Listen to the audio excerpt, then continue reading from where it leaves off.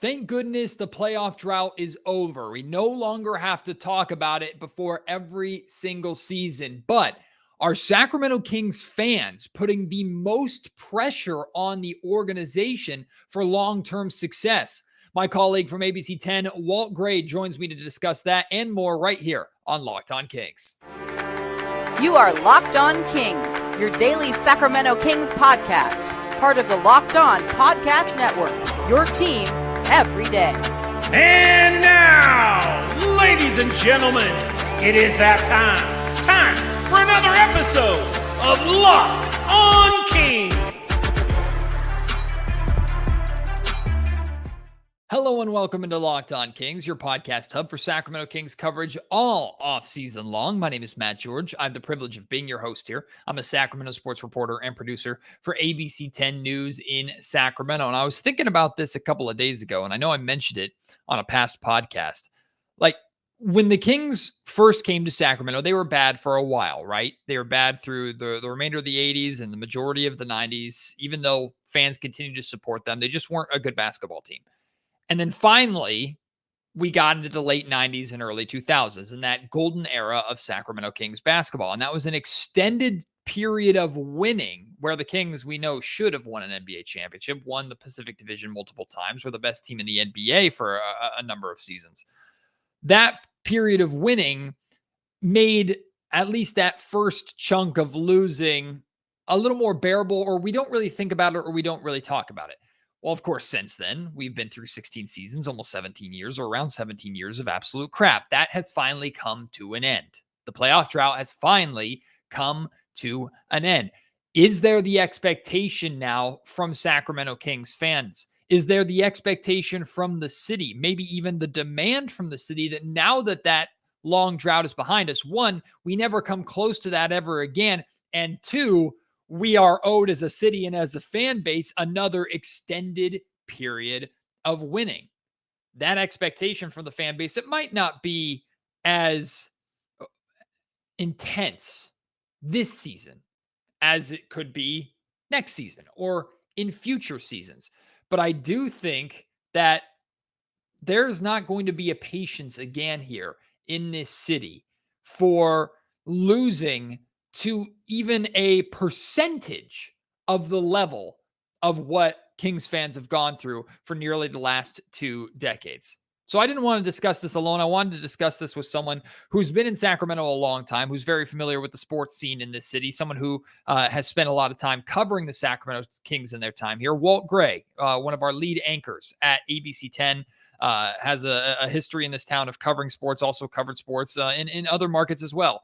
Walt is always a fun guy to talk to have conversations like this. So we're going to discuss that pressure from Sacramento Kings fans. We're going to talk about the expectations for next season and kind of some context of how the Sacramento Kings were even covered in the past versus how they are covered today. So please enjoy my conversation with ABC 10's Walt Gray.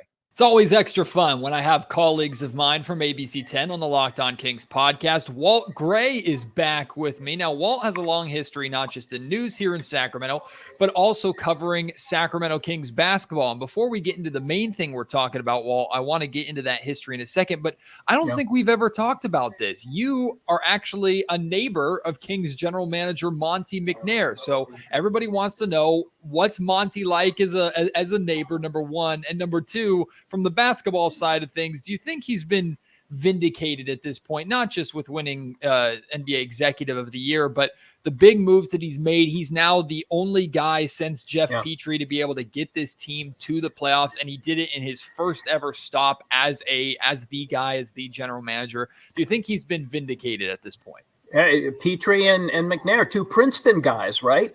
Funny thing is, Monty didn't play basketball at Princeton. He played a couple of years of football as a wide receiver. So what's he like as a neighbor? He's a great neighbor because he's never home, which is true. Monty is always on the road, and Katie, Mrs. McNair, has got the kids, now 4 kids. So number 4 is a recent one. So that said, that means Monty does come home once in a while. But no, he's a great guy. My daughter coaches his kids on the local swim team. I would say he's relatively quiet. The first time I met him, he came over to my friend Rob's house because Monty lives across the street from Rob, and Monty sat a bunch of kids down. They're all like teenage boys, and there were a lot of people there at the time. And he sat the kids down at the picnic table, and he said, "What do you guys think about the Sacramento Kings?" Because Monty had sort of just taken the job. And the kids, you know how boys are. They're like, "Kings suck, man." And I'm like, "Dude, shut up. This is the GM of the team. He's reaching out. You know how they traded so-and-so, and my dad told." And I'm like, so props to Monty for being that way. I'd say he's relatively low key. He's a really nice guy. There have been several situations where I've shown up with a cooler of stuff, and I said, "Hey man, it looks like you could use a cold one." And he's not that guy. He's not. Anytime I've been around him, he might have a beer, usually not. I just think he's probably got the cell phone on and never knows when somebody's going to be making a call and he wants to be lucid.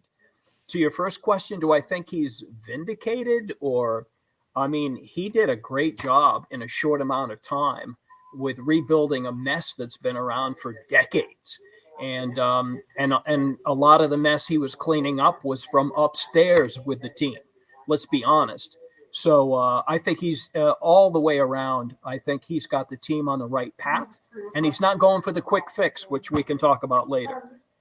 What we need to know is we need to get you inside his house at some point, because I need you to find time to sneak away into his closet to see how many Kings vests he has in that closet. Because he wears them all. He wears them all. Yeah, you probably don't need to get into his closet. He's out of the closet with the vests.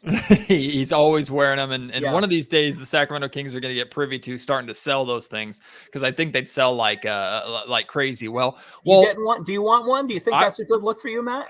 I don't know if I could pull it off as well as Monty, but I'm always down for a good vest. I'm always down for a good vest. But you've been in Sacramento for a long time. You've covered the Sacramento sports scene for a long time. Before we get into, I want to focus a lot on Sacramento and Sacramento's patience in this conversation today, because when the team first arrived in Sacramento, now this was before my time, they were bad for a long time, right? The fan support was there because we were excited just to have a team here. Yeah. And then the team got good, and that ushered in the glorious era of the late Pacific 90s. Division championships. Exactly. All the banners we got up there. All the Pacific Division championships. Yeah. Hang a new one from last season too. I'm all for it. But that golden era of Kings basketball. So at least there was like an 8-year stretch where everything was blissful, and we know the Sacramento Kings were title contenders, probably should have won a title during that time. So we're going to get into in a second, like how patient Sacramento is now that the Kings have finally gotten back to the playoffs. But before that, how have you seen, especially coverage with the Sacramento Kings, how have you seen it change and evolve over the time that you've been here in Sacramento and over the time that the Kings have been here? Has it stayed the same, or is it pretty different? This is not a media market which goes for blood. I mean, I worked in Miami before I came here, and you as a reporter had to be very aggressive to get your questions in. And then when I came here, and I remember, covering the Kings for the first time, it was the tail end of the 87-88 season. And everybody was like, "No, you go ahead and ask a question." It's not that kind of town. People who live here are not like people who live in Philadelphia or Boston or New York. And the media sort of reflects, the people that they serve. And Sacramento is not that way. It's a state worker town. It's a smaller town than some of the other cities. So the media is not aggressive. It would be like if you play for the Oakland A's, right? The media is not going to be aggressive with you because it's not that type of franchise. It's just not that way. So I think everything sort of changed when I was covering the Kings. Early on, it was the Reggie Theus days, Jerry Reynolds coaching the team, Phil Johnson, Joe Klein, and all those guys. What changed was the travel, because back then all the teams flew commercial. So after a game on a Friday or Saturday night, the teams would have to wait till the next day to fly out. So they all went out. So I would go out on a Friday, Saturday night, and I could be at, some of these are dated places, but Confetti, which was across from the Arden Fair Mall, you'd see Reggie Theus shooting pool, Dale Ellis trying to talk to girls. You go to Harlow's, the players were there. you go to a place called the Fish Emporium, which is across from Pavilions. I went in there one night. Chuck Daly was in there with the Pistons, and I was trying to work a trade. I said, we've got Randy Whitman. How about you give us Daryl Dawkins? Chuck is like, I'll do that trade tomorrow. So I took that to the Kings front office. That didn't go anywhere. Club Toomey in East Sac, I'd be in there, and Joe Klein and Bobby Hansen would come in. It was player access back then. I really felt like I got to know the guys because there wasn't this jump on the charter. Later, Kings had Airball 1. That was their first plane. But nowadays, teams come in and out. And I don't know that for you could speak to that, or any member of the media, whether it was like that. Because I think it all changed once the team started flying their own planes. They get into town, they get out of town. But back then, the players were out, man, and you got to get to know them. Charles Barkley owned America Live. That's where the Golden One is now. The ghost of Charles Barkley is at the Golden One Center from days gone by, and that's a fact. See, I the way I look at things and the way I've heard things of Sacramento's reputation around the league is that it's not a fun place to come, that it's a boring place to come, because the nightlife scene is just not there compared to the Miamis and the LAs and the other markets in the NBA. And yet you have so many players that come here and fall in love with this place and their ability to establish like a family lifestyle, or more of like a low key lifestyle too, to where maybe here in this city, you'll be recognized if you go out to the grocery store or go out shopping or whatever it might be, but you're not going to be swarmed and harassed maybe the same way that you would go to another market too. So Sacramento has its own charm in terms of like this is a home less than it is a destination for a lot of these players, and that's what it turns into. And it changes minds of guys as significant as Chris Webber, who famously didn't want to be here, right? And then that was true. That was true when he was traded here. His dad Macy was the one that really had to talk to him, saying, "Listen, son, you need to get there and honor your contract," because he wasn't feeling it. I mean, why would you at this point? When the Kings moved to Sacramento back in '85, Reggie Theus was part of that team. And Reggie, being from Southern California, said Sacramento isn't really California, which he tried to walk back. But there has always been this, if you're going to be in California, San Francisco, Los Angeles, the bigger markets. Sacramento back in the early 80s when this team came here, there was very little to do if you're a young NBA player. I get that. Today's episode of the Locked On Kings podcast is brought to you by FanDuel. Get ready for the NFL season with incredible offers from FanDuel, America's #1 sportsbook. The NFL season kicks off tonight, and right now, new customers can bet $5 and get $200 in bonus bets guaranteed. Plus, all customers who bet $5 will get $100 off NFL Sunday Ticket from YouTube and YouTube TV. So you bet $5, you get this incredible deal for NFL Sunday Ticket. And no matter if you lose or win that bet, hey, bet on the game tonight. If you win, you get the money that you win from betting $5. And on top of that, you get $200 more in bonus bets for you to make even more money. Or if you lose, you get that bonus bets to help recoup that money and then some. Now is the best time to join FanDuel. The app is easy to use, and you can bet on everything from spreads to player props and more. So visit FanDuel.com/lockedon and kick off the NFL season with an offer that you simply don't want to miss. FanDuel, official partner of the NFL. Well, the Sacramento does have give and take, though, and that maybe they don't have the biggest nightlife scene, but I also don't know if any market would have had the patience and loyalty that Sacramento has shown this franchise, that Sacramento has shown this team, even if so many guys on this team now. It's crazy to think about, like Mike Brown, Kevin Huerter, so many of these guys on this Kings team, they've known nothing but winning here. They've been here for a year and they've been successful. So good for them. But De'Aaron Fox and Harrison Barnes are the longest tenured Kings, and they have at least a little taste of how bad it was and how bad it's been for so long. Right. I'm just curious, like Kings fans aren't going to go anywhere. They've established that. But Kings fans have waited for so long to have a season like last season, and they're not satisfied by what happened last season. Now, I don't think Kings fans are immediately jumping at the bit to be like, we need to win a championship this year, or the Kings need to win multiple playoff series this year, or we riot type thing. But I think we're to a point now, Walt, that now that we've gotten that long that long playoff drought behind us, I think there's an expectation now here in Sacramento of a pretty sustainable season of winning, a pretty sustainable section or group of time where wins are going to come. I'm just curious, what do you think about the patience level of Sacramentans at this point? Because all is fun and all is good right now. The Kings are going to be tested next season, and I expect them to be good. But this team, I don't think, can really afford to fall flat on its face in the next handful of seasons. I know you're concerned about that, and I think it's a valid point. I would ask you this. What would you determine? The Western Conference is stacked. It is stacked. You even have an Oklahoma City team, which may not be in the top 8. They're stacked. I mean, so if the Kings were to fall 3 or 4 games short of their win total from last year, this year, they may be a much better team. They'll be playing against the Phoenix team, which is stacked. The Lakers have added pieces. The Warriors are healthy. So the Kings may have fewer wins this year, finish maybe 6, 7, be a better team, yet how will people judge that, right? I don't think it's going to affect the fan base too much, because if they're smart, they listen to this podcast and others and whatnot. I mean, but I think it's going to be a year where if they match their win total would be an accomplishment, considering they were healthy mostly all last year. Other teams weren't. So I think that this year, Monty's building something. Right. Other teams, the Clippers, the Suns, the Lakers, are going all in on the current season by mortgaging their future. I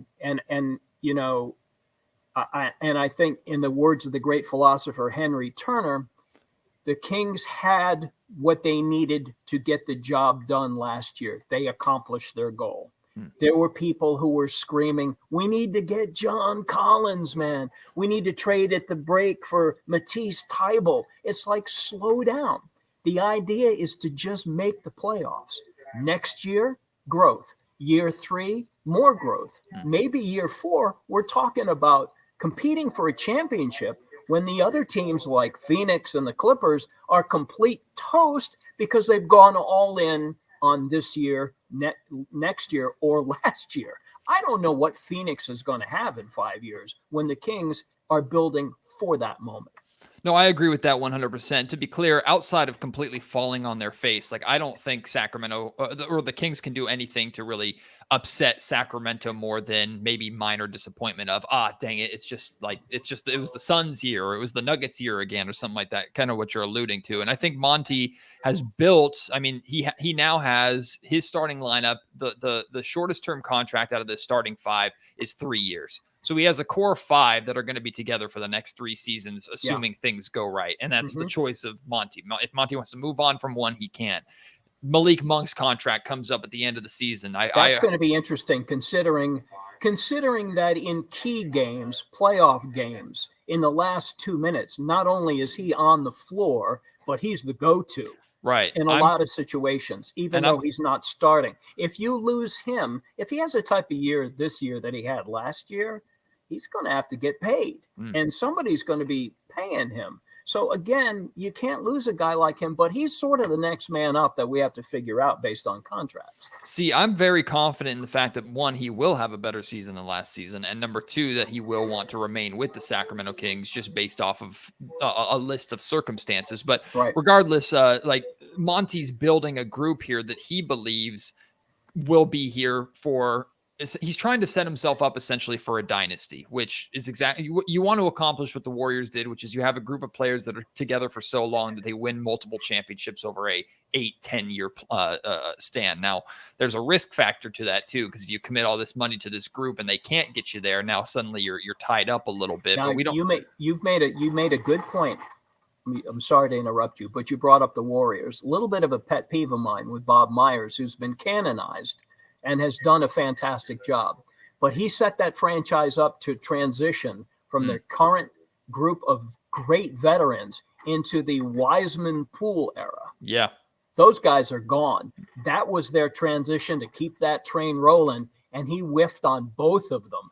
So now they're going to run this show into the ground in a year or two, much like Phoenix, much like the Clippers. So good for the Kings, that this is what happened with the Warriors. But I digress. Sorry to cut you off. Proceed. No, you're correct. You're accurate too. And at the same time, though, I understand your point completely. But Bob Myers was also still able to build at least a consistent enough winner to where maybe the second phase didn't work, and that's why he's stepping away from the team. Could be. But that first phase was so successful. We're talking about one of the greatest dynasties of all time. So Monty's just trying to dip his toe into that water a little bit, which I understand completely. Yep. Going back to like the patience of Sacramento, though, like my thought is what the Kings can't afford, what Sacramento I don't think will necessarily accept or support, is a team that tries something for the next 2 to 3 years, and maybe it's good enough for the Kings to be what the Portland Trailblazers were a handful of seasons ago, which was a steady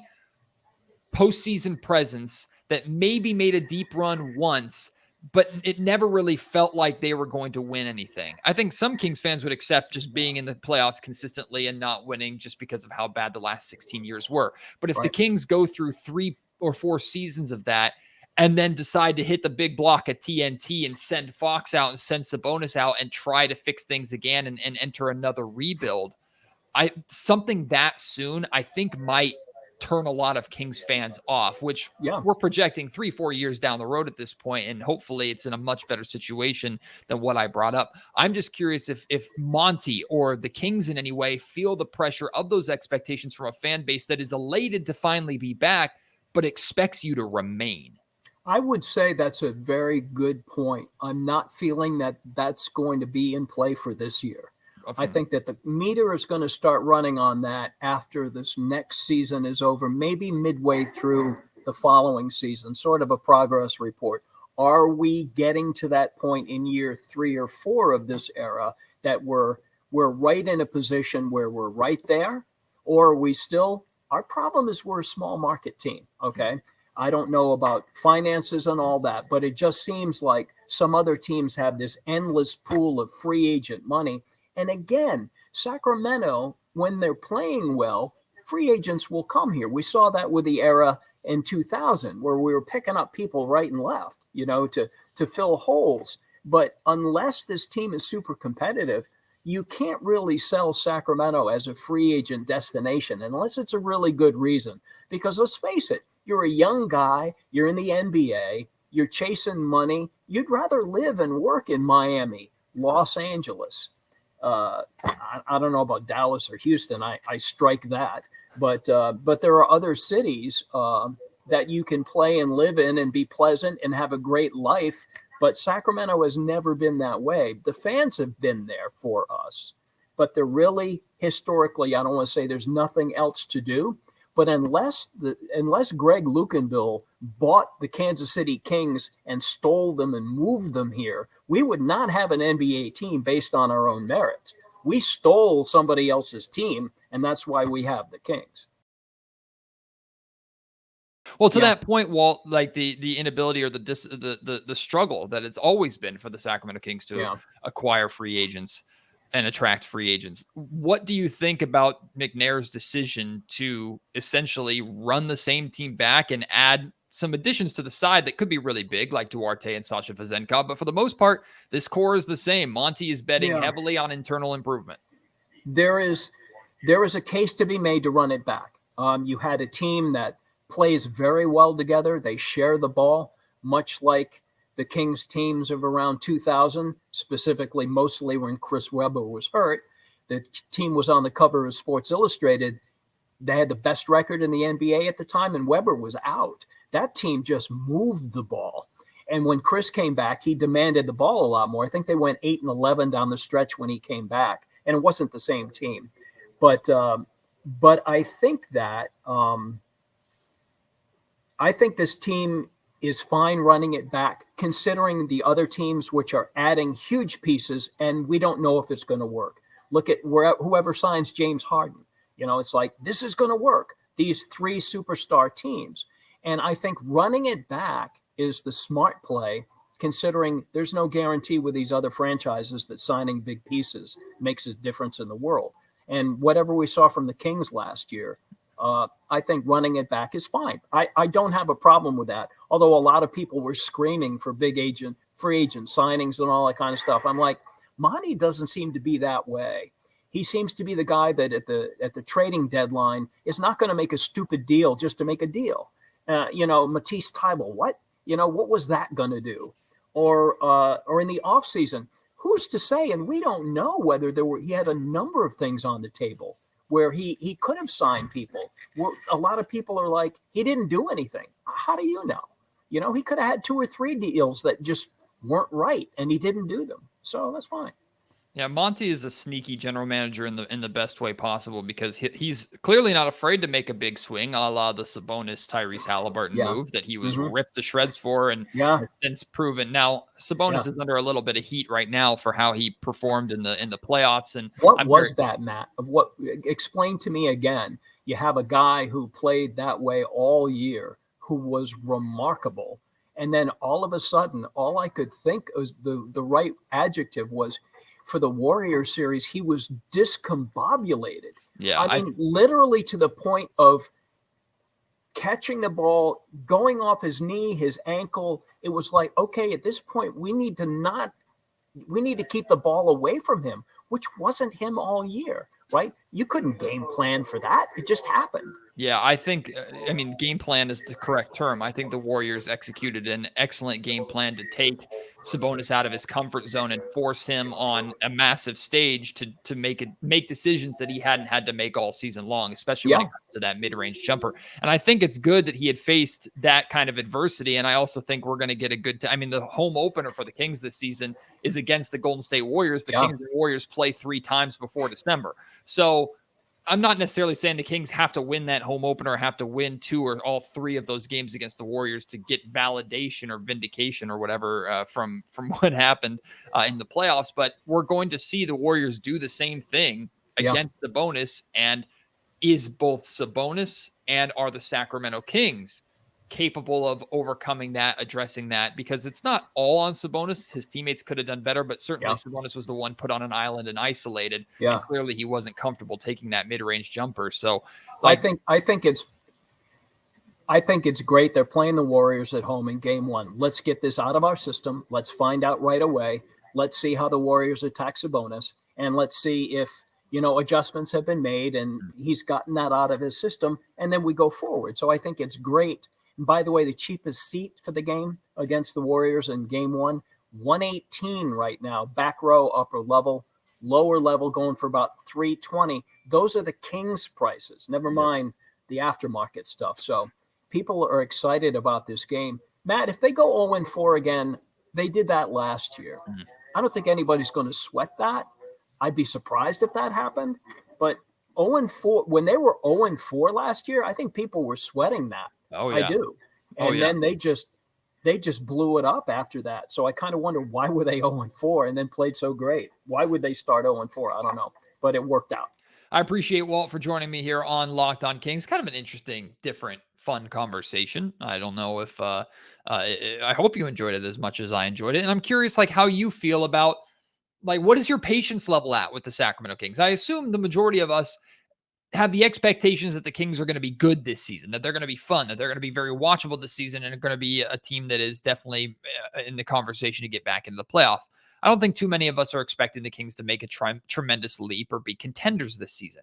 But when it comes to sustainable winning, what are your expectations for this Kings team? How long do you need to see this Kings team be good, be relevant, be a playoff team? Do you need to see them win a championship? Are you okay with the idea of sometimes this team taking steps backwards at times to ultimately go forward? I don't know. I don't know what the patience level is of Sacramento Kings fans now that we've gotten through the hell that we went through. So let me know. You reach me on Twitter at MattGeorgeSack. You can email me, mattgeorgesports@gmail.com, or leave your thoughts in the YouTube comment section down below. Appreciate your support as always of the Locked On Kings podcast. Can't wait to have you join me on the next episode. Until then, my name is Matt George. You've been listening to Locked On Kings, part of the Locked On Podcast Network.